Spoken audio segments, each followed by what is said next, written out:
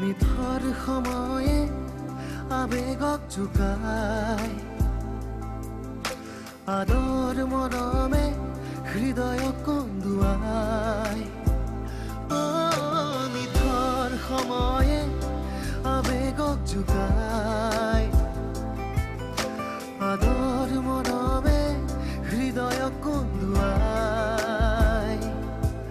কলিজাৰ টুকুৰা ভাঙি যায় গোপনে গোপনে ৰৈ যায় কলিজাৰ টুকুৰা ভাঙি যায় গোপনে গোপনে ৰৈ যায় বুকুৱে বুকুৱে বৈ যায় স্বাভিমান স্বাভিমান স্বাভিমান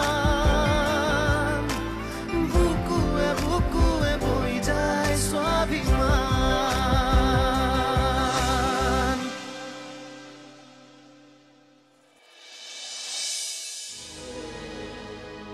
আৰাধ্যা কি হ'ল কিয় দুখ কৰি আছ নাই মা এনেই তই তেনেকৈ থাকিলে ভাল নালাগে অ মা তুমি যি ভাবিছা সেয়া নহয় কাইলৈ আমাৰ ডিভোৰ্স হ'ব তাক লৈ মই দুখ কৰি থকা নাই মই গম পাইছো অনিৰুদ্ধৰ কথা এইটোও গম পাইছো যে এতিয়াও হস্পিটেলতে আছে সি তই কি ভাবিছিলি মাৰক কথাবোৰ ক'ব নোৱাৰি বেমাৰী মানুহ যদি মোৰো কিবা হৈ যায়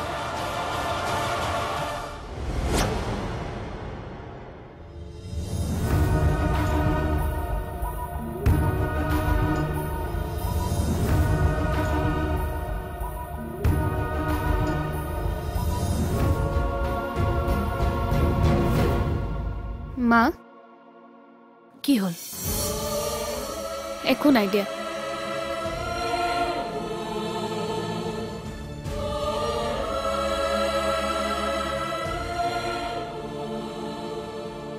নাজানো দাদাৰ কথা গম পাই ইমান নৰ্মেল কেনেকৈ হৈ আছে প্ৰিয়াৰ কথা গম পালে বাৰু কি হয়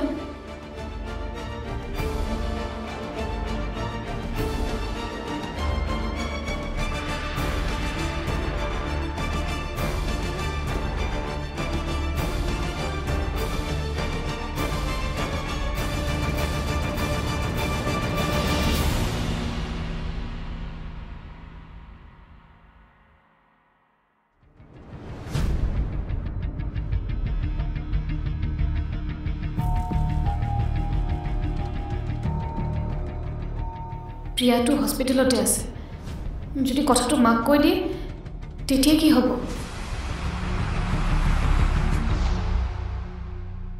ৰিমলি কি হ'ল বল আকৌ মা হস্পিটেলত প্ৰিয়াও আছে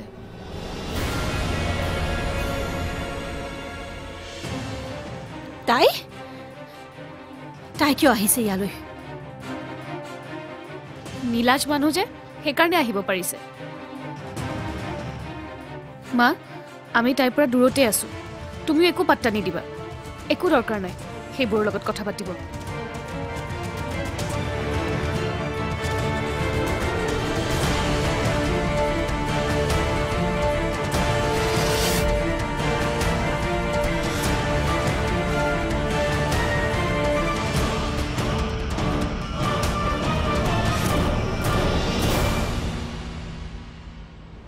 হ'ব দে অ কিমান খাওঁ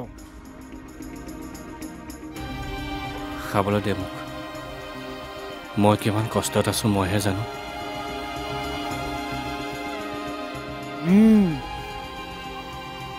মাল খালে যদি মানুহৰ কষ্ট দূৰ হ'ল হৈ পৃথিৱীৰ চব মানুহ মদাহী হ'ল তেনেহ'লে মই কি কৰোঁ তই কি কৰিবি সেয়া আমি কাইলৈ ভাবিম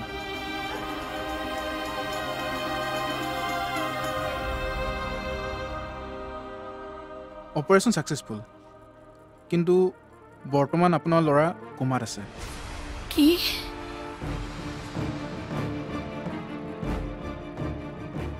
আপোনালোকৰ কথাবোৰ ঠিকেই শুনিব, কেৱল ৰেছপন্সেই দিব নোৱাৰিব।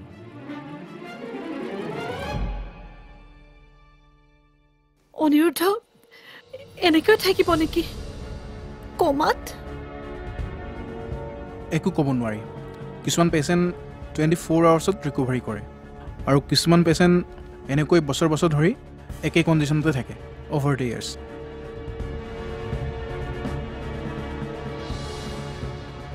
এক্সকিউজ মি, মা দাদা যদি এনেকৈ বছৰ বছৰ ধৰি কমাতে থাকে তেতিয়া নহয়, সি সুস্থ হৈ উঠিব। বিশ্বাস ৰাখ ভগৱানৰ ওপৰত।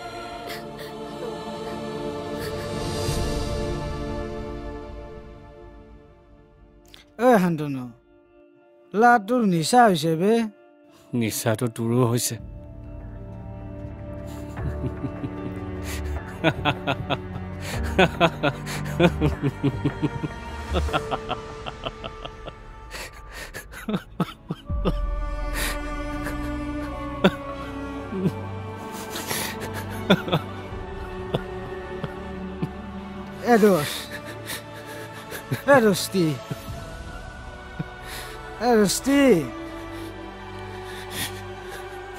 ৰস্তি কান্দিছ কিয় বে? ল'ৰাটো নাকান্দিবিচোন। তই জান নহয় মই এনেই ইম'চনেল। তই কান্দিলে কিন্তু কিবা কাৰণত মই মানে কান্দিয়ে থাকিম আৰু, গম পাইছা? আৰাধ্যাই কিয় বাৰু তাইৰ পৰা মোক আঁতৰত ৰাখিছে? আজি 6 মাহ হ'ল এষাৰো কথা পতা নাই মোৰ লগত।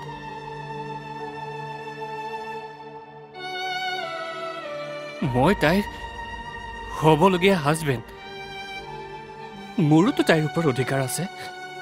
আছে, 100% আছে।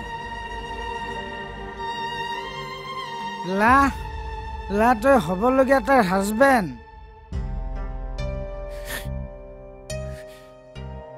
মই বুজি নাপাওঁ কিয় আৰাধ্যা মোৰ লগত এনেকুৱা কৰি আছে।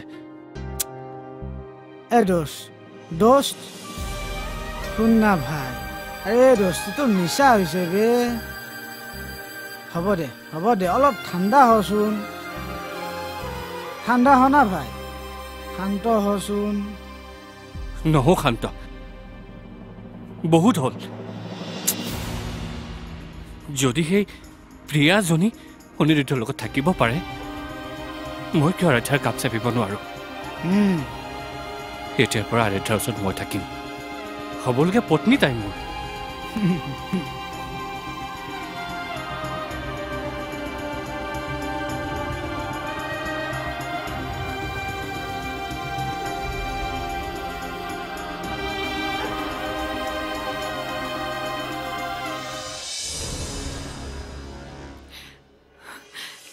আৰাধ্যা মা,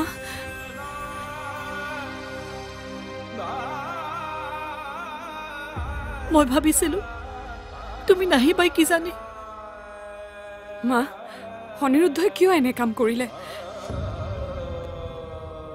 তোমাৰ লগত কৰা অন্যায়ৰ ফল এয়া। বুকুৱে বুকুৱে বৈ যায় স্বাভিমান, বুকুৱে বুকুৱে বৈ যায় স্বাভিমান।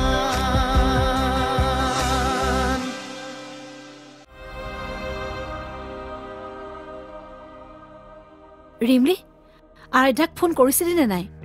কৈছিলোঁ দেখোন তোমাক ফোন কৰা বুলি। তাৰপিছত তাইৰ খবৰ লৈছিল নে নাই অনিৰুদ্ধৰ? বৌয়ে ফোন কৰা নাই। মই ভাবিছিলোঁ কথাটো শুনিয়ে তাই খবৰ ল'বলৈ আহিব। কিয়নো আহিব দেচোন। ময়ো অলপ বেছি আশা কৰি পেলালোঁ।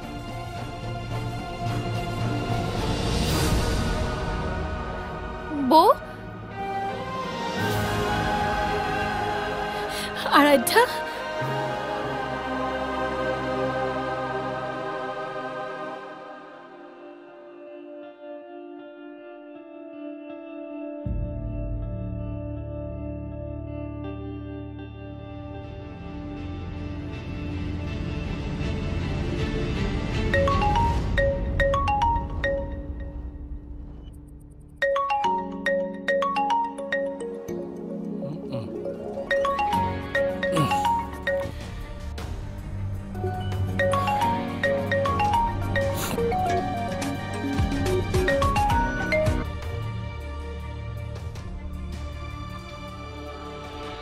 হেল্ল' শান্তনু আমি আহি পালোঁ দিয়া বাটত একো অসুবিধা হোৱা নাইতো নাই নাই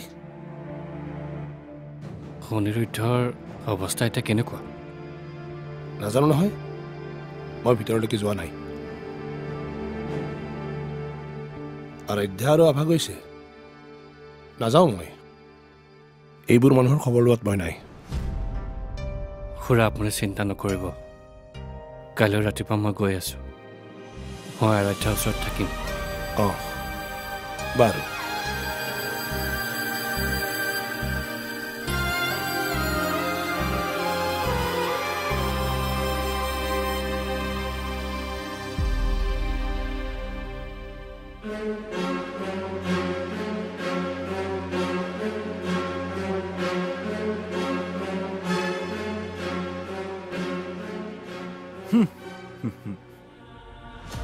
মই এতিয়া কি কৰোঁ মোৰ ভয় লাগিছে হয় ভয় আকৌ কি হয় তোমাৰ লগত অসীম ৰঞ্জন চৌধুৰী থাকোঁতে কিহৰ ভয়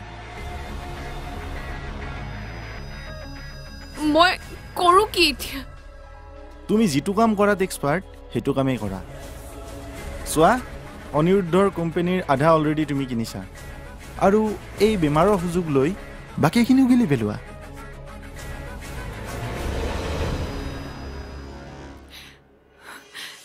আৰাধ্যা মা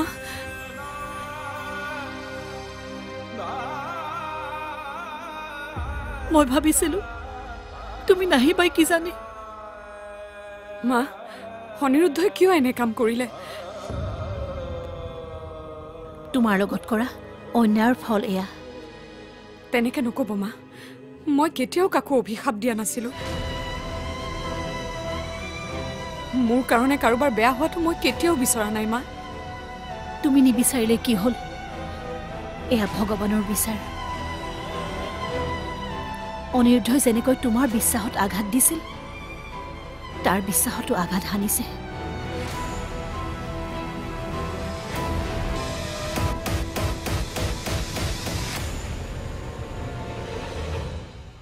ৰিমলি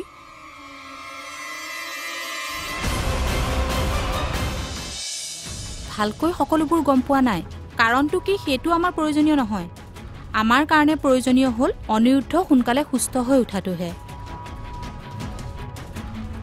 কিন্তু এইবোৰৰ লগত যে প্ৰিয়া জড়িত হৈ আছে সেইটোহে গম পালোঁ কৰ্মফল বিছা আমি পাহৰি যাওঁ কিন্তু আমাৰ কৰ্মই আমাৰ কেতিয়াও পিছ নেৰে বিশ্বাসঘাতকতাৰ বিনিময়ে আমি বিশ্বাসঘাতকতাই পাম বুকুৱে বুকুৱে বৈ যায় স্বাভিমান বুকুৱে বুকুৱে বৈ যায় স্বাভিমান ৰিমলি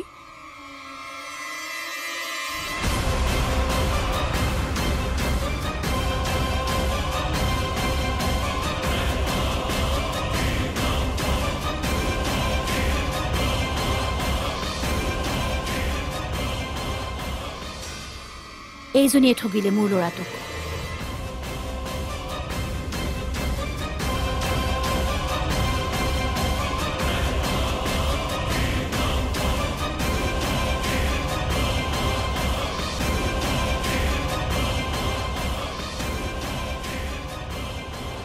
ঠগিলে মানে তুমি চাগে নাজানা আৰাধ্যা অনিৰুদ্ধ এতিয়া সেই আগৰ অনিৰুদ্ধ হৈ থকা নাই সদায় মদ খাই ঘৰলৈ আহে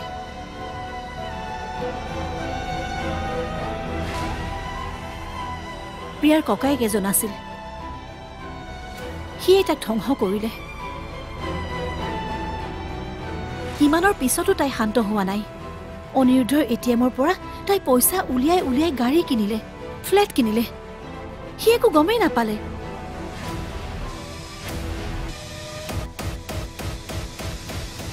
মা সেইবোৰ আপোনালোকৰ ঘৰৰ কথা ঘৰৰ মাজত থকাটোৱেই ভাল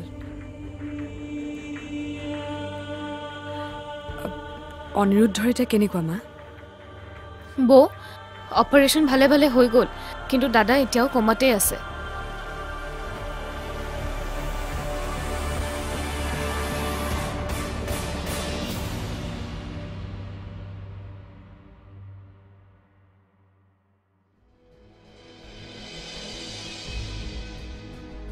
শান্তনু ঐ ৰহ ক'ত যাওঁ গুৱাহাটী ভালদৰে যাবি হ'ব দে এইবাৰ কিন্তু আৰাধ্যাক দেখি মম গালাৰি গলি নাহিবি আৰে ভাই অলপমান কঠোৰ হ'বলৈ শিক তই কি বিচাৰ তই ডাইৰেক্টলি কবি ঐ তাই যি কয় সেয়া শুনি নাহিবি অকণমান ডাইৰেক্ট হ'বলৈ শিক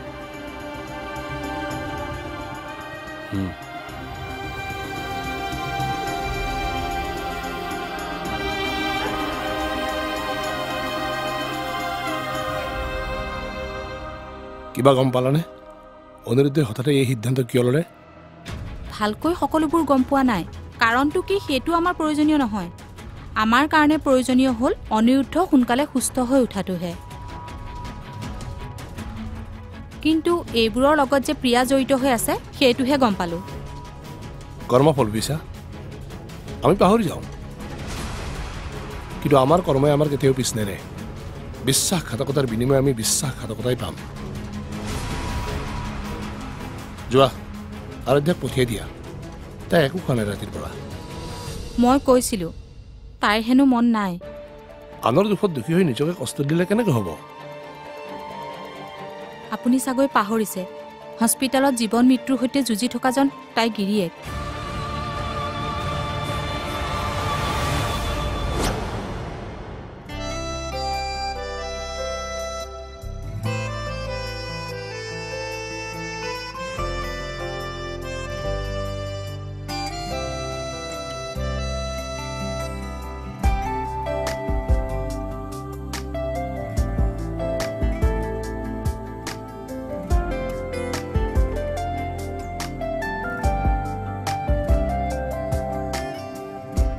ফুল সপোন তুমি আছো ফুলৰ দাপোনকে চাই জোনবেলি তৰাকে হাবতি